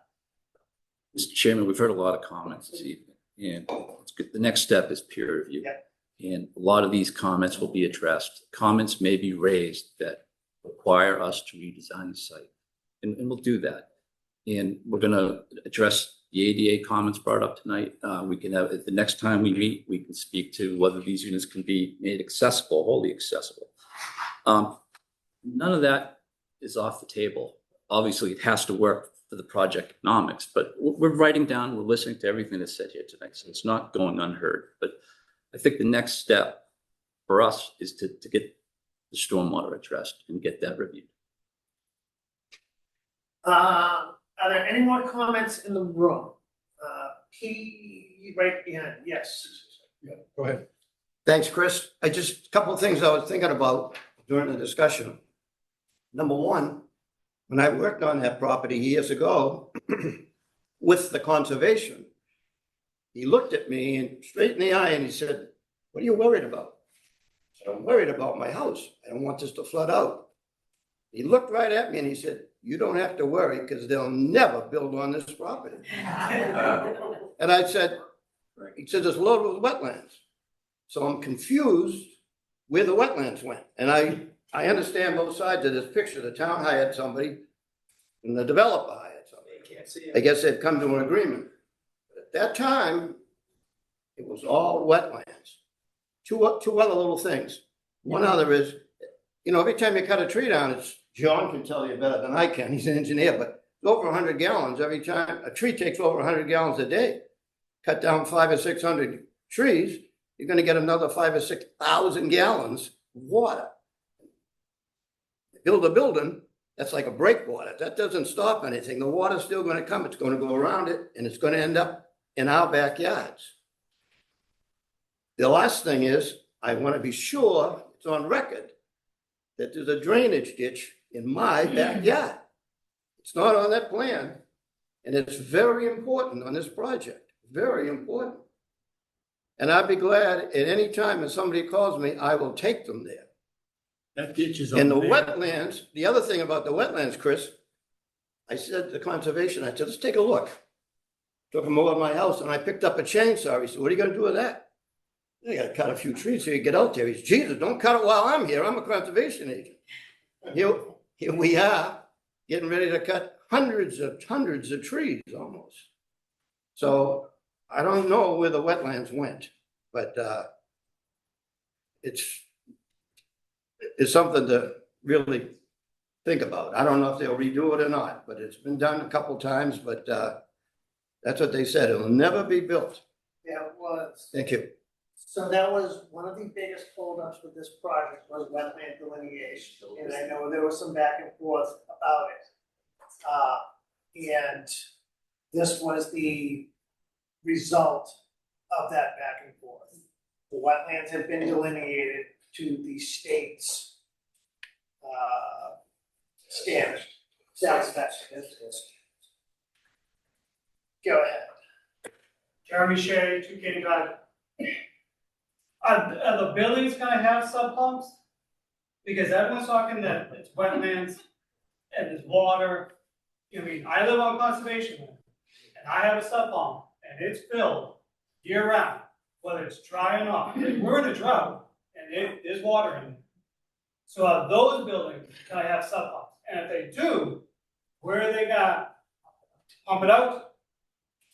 My yard. More of a curiosity than a facility. Slab on grade. A slab, okay. Say again? Slab on grade, no basement. Yeah, of course not. No basement. Yeah, of course not. Yeah. So everyone, I'm not gonna say everyone, a lot of people have basements in this room who will be flooded out or will have to pump out their basements for a neighbor. But their plan is no basement. If they have no basement, the people that are living there, where are they gonna put their storage? Is it gonna be an attic? Initial plans showed an unfinished attic space in most of the units. So they don't plan on having any basements, but even still, those properties can still be flooded if the water level gets too high. I'm just throwing a question. Yes. Rob, 76 Kane Drive. Is there any possibility of town sewerage going in there? No. What? No. No? Okay. The line wouldn't support it. I would support. Right here. Lisa Bertola, 52L. Is the traffic study going to take into account the Greenbush crossing on First Parish? Because I find it hard to believe that when there's gridlock and the trains coming through, that the access into or out, whether for the residents in this new development or for the others, is going to be not going to be an issue when there's a train crossing. Is that part of the traffic study? Do you know? I don't know specifically. I can tell you, Justin and I were involved in the old open bucket one. That was our first 40B project sitting on this board.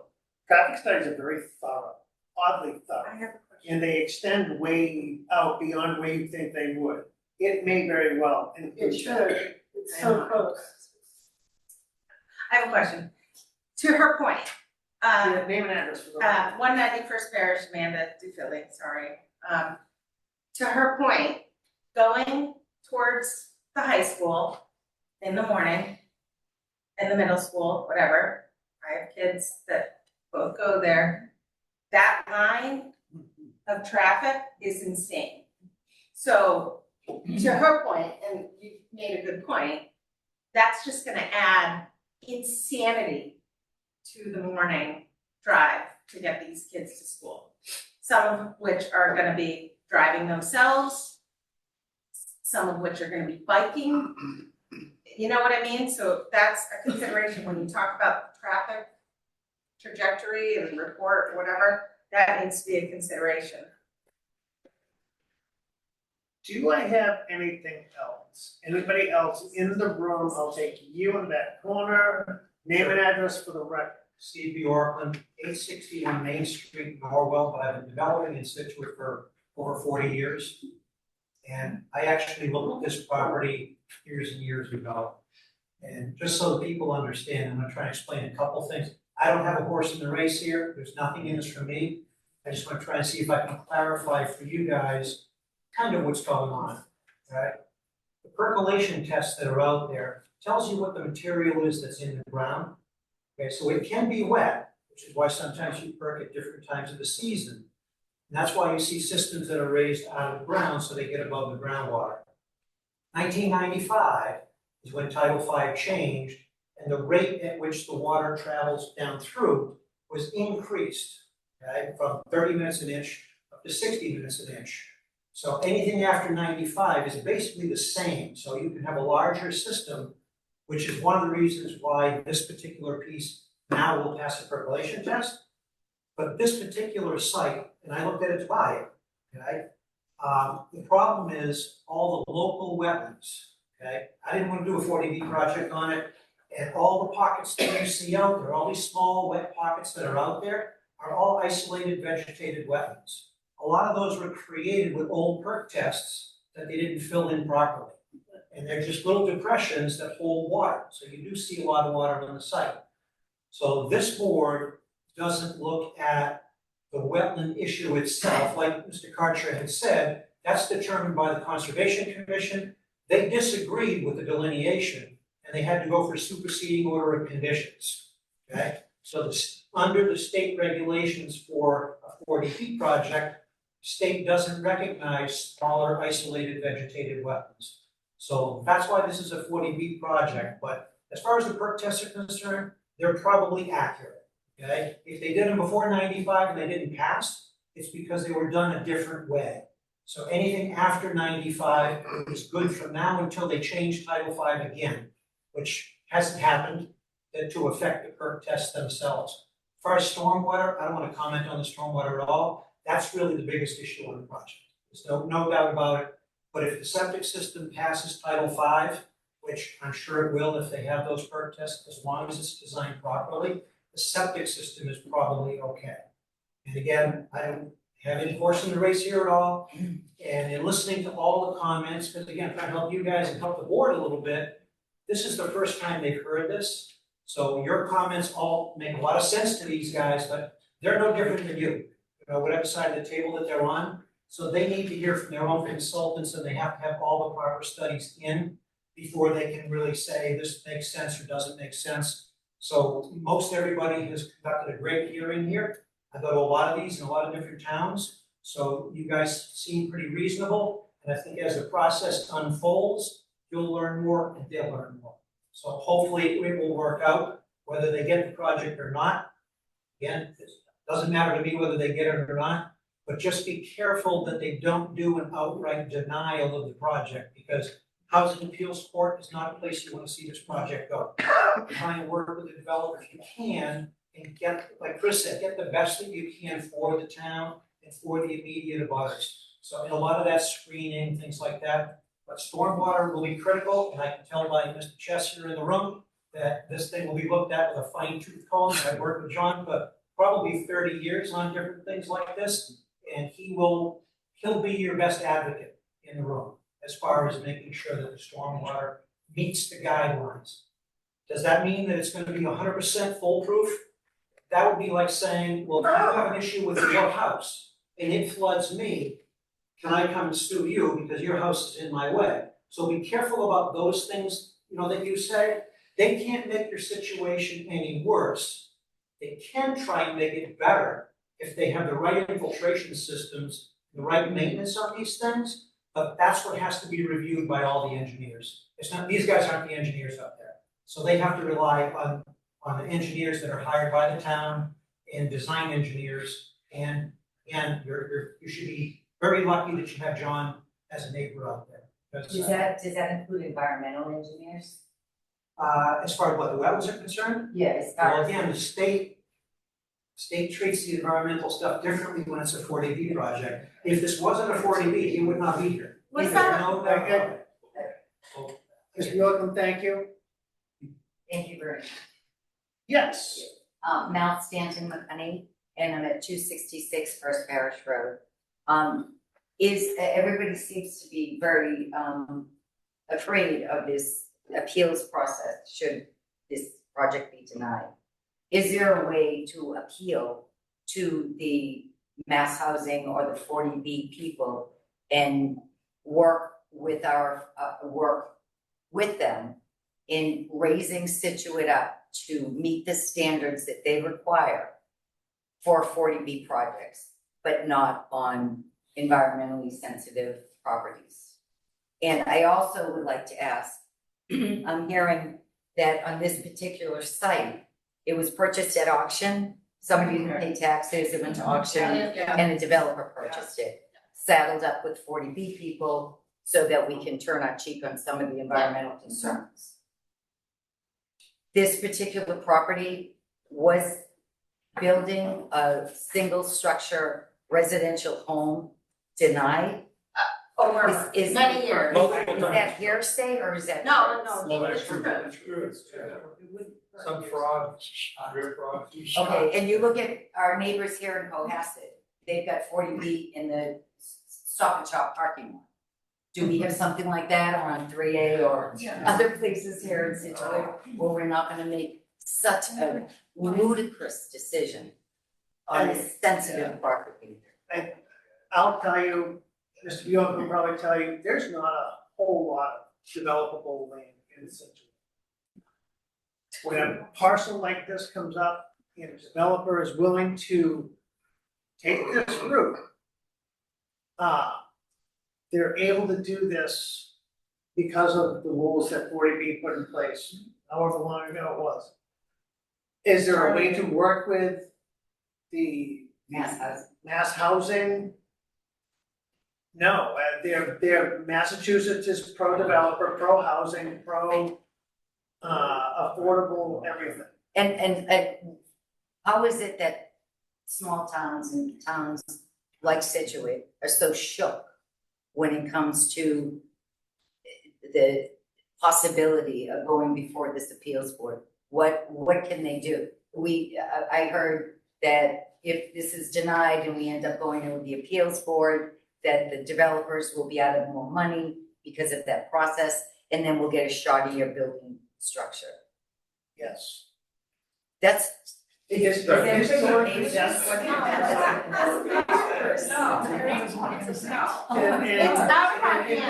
No, it's not. The state It is controls the final decision. It's gonna get passed. We gotta chit chat a little bit. Steve, I'll let you. If I can again, just quickly. Okay. When you go to the Housing Appeals Court, they write a decision, they can put conditions on the permit, right? And if they're reasonable conditions, and the state determines they're reasonable conditions, or the developer determines that they're reasonable, what the developer does, they don't have to go to Housing Appeals Court. If the conditions are so onerous on the developer that they go to Housing Appeals Court may allow some of those conditions, and maybe not all of them. But their objective is to get the housing through. That's why they have the Housing Appeals Court. That's why they say it's developer friendly, but it's not that they're gonna just give them everything that they're looking for because they're the developer. So the best you can hope for is that they put reasonable conditions on that these people up the front will adhere to. They'll say, that's okay, I can do that, I can do this, even if it's over and above the baseline, which is, don't give them anything at all. So that's why I say, I think if you guys can find a way to work with them and get a reasonable project, even though it's tough. The stormwater is the toughest thing in this whole project. It really is, because everybody's downhill. Whether you're uphill or downhill, doesn't matter. I've done enough projects. I've had people 50 feet uphill. I'm gonna flood them up, there's no doubt about it. Right? And try to explain that to somebody is difficult. But the reason I came tonight was because I wanted to hear what everybody's got to say, because again, this project is probably going to go through in one manner or another.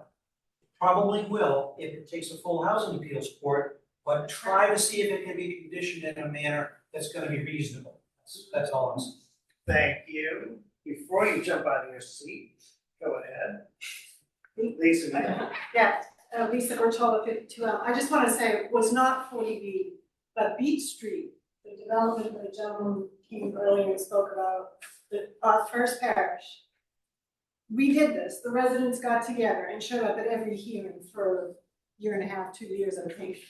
We ended up in land court in Boston. 15 homes from the Barzones.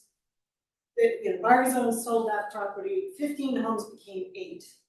7 less properties because people did this. So don't give up. Yeah, Don't give up. Yeah, Yeah, right, you're right. And But please understand. it's like, 40B, too much. so it's different. It's too much. 40B is different, and if you have a beef with 40B, please write it to Patrick Cuny.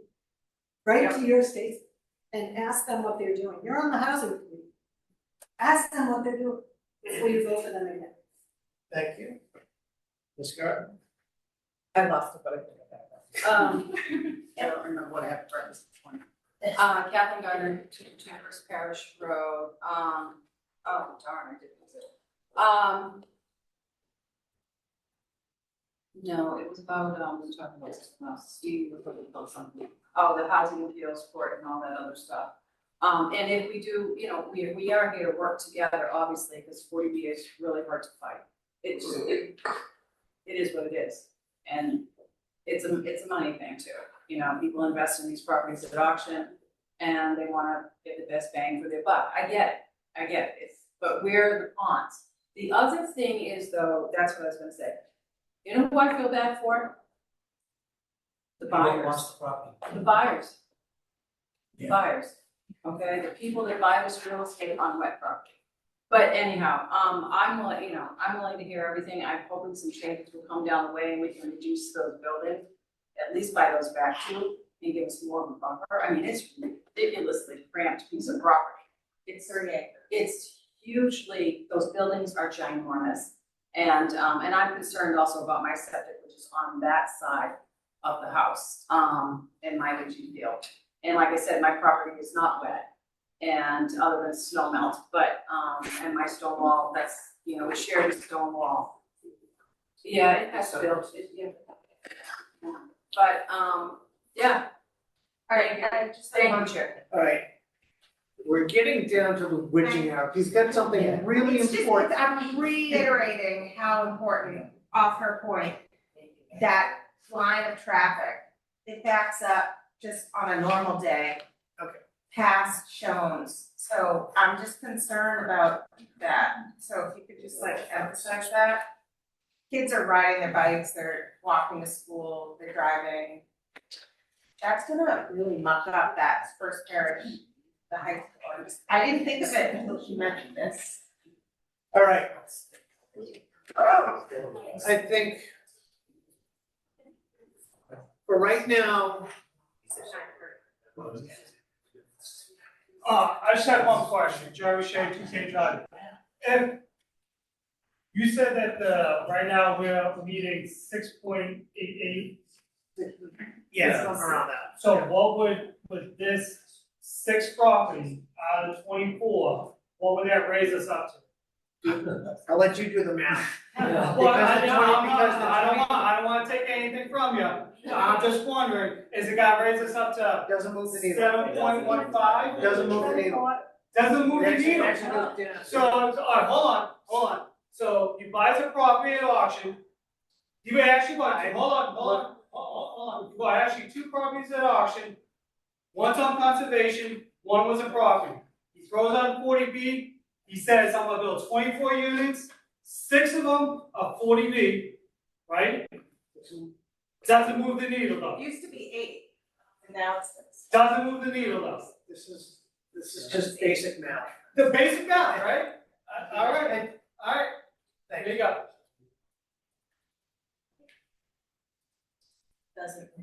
How about a to-do list for our next meeting? I was just gonna comment. All right, let's do On the this. heels of that, I'm gonna cap public for now. We need to get back to a little bit, does the board have any other comments? Justin, go ahead. I was just gonna say, one of the items that was discussed with Old Logan Bucket was to move the needle, which I'm gonna say Cohasset, I think Mike, I don't know if you know, Bob, or here, or is at their threshold, I think. And I believe that's because of the Avalon off of 3A, which we can't develop on 3A. But, so you have to realize, as members of the town, you know, it's hard to move the needle with these little developments that are now popping up everywhere. But the inverse of that is a very large development in addition to one we already have. So we're stuck. I don't know what's better. I'm sure we all have an opinion on that. Is it better to see 6 roughly, not 24 unit buildings or 1 400 unit building? I'm sure both are gonna hit home depending on where you live, how they're gonna go about it, but that's one of the things that we have to consider in the town, is how to move that needle. Matt, any final comments? I was just saying, I did pull up the neighboring towns, their percentages. Norwell is about the same as ours, 6.64%. Hingham 10.38, Cohasset 10.06, Marshall 10.31 as of September of last year. And that's probably because of the Mill Creek, behind Roach Brothers, there's 600 units back there. So. Greg, any final comments? Youth? So for our to-do list, we are going to get a peer review. You should have that. I'll trade you a traffic report for peer review. Who's your peer reviewer? We haven't selected yet. We've just got we sent out 3, one was in a butter, so we had 2. We just got both quotes back. I don't believe we've selected yet. Who are they? Merrill and Horsley Witten. Horsley Witten.